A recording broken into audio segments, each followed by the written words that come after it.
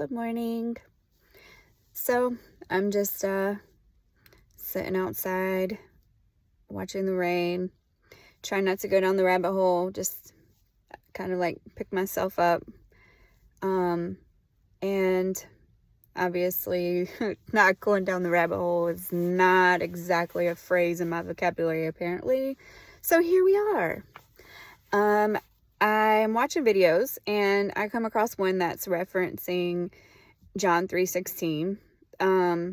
I didn't specifically look the verse up myself, but it says somewhere along the lines of, "For God so loved the world, he sent or sacrificed," I'm not sure, I'll look when I go inside, "his only begotten son." So, first of all, if it's a sin for us to obsess and whatever over worldly things, why would you send your son? Why would you sacrifice your only son for said place? And not to mention, I didn't know what begotten meant. So I did Google University, and apparently begotten means that you're made into existence, not created. Okay. So I just don't understand, I guess, how a parent, let alone a father, would send their only son to save something that he says we're not supposed to, like, I don't know. I don't even know the word I'm looking for, but hopefully somebody can relate, because I'm just like, dude, this makes no sense. Zero. So if his son wasn't created, this is kind of my point. Maybe that's why he wasn't created, like, into existence. He was brought into existence. So maybe there was really not a real connection.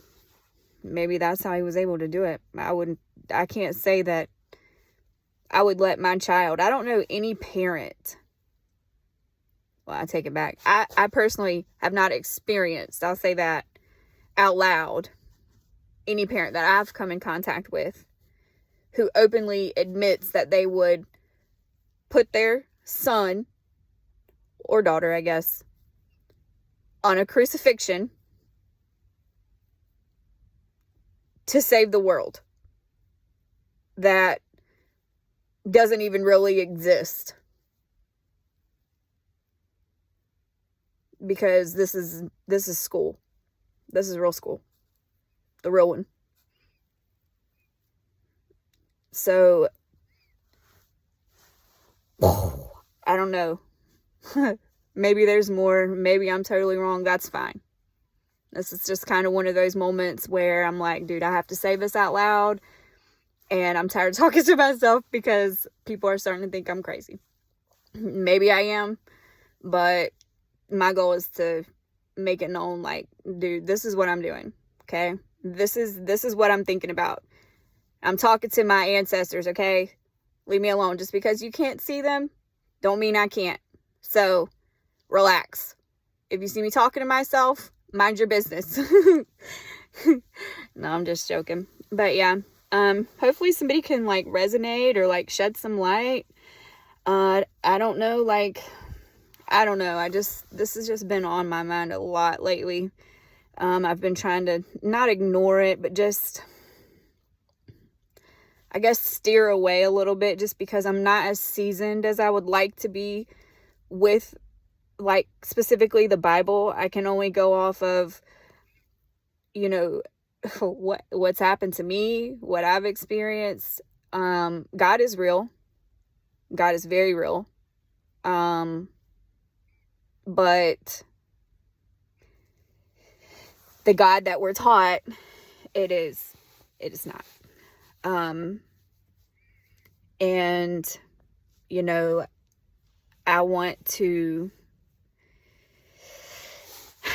I guess, like, I just want everybody to wake up, like, and understand, like, dude, you're getting played. Everybody's getting played, literally, right before my eyes. And it's like, I can try to tell them, you know, in real time, but dude, people don't want to hear that shit. And it's like, the ones that do, just like another video I posted, like, you know, they might go home and be like, what does that mean? You know, and maybe they'll research a little bit on their own.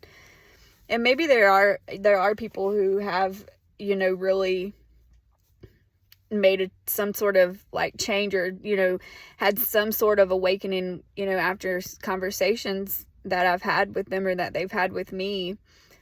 And I don't know about it, I'm sure, but it's like, how do you just sit here and watch everybody basically damn themselves because they're brainwashed?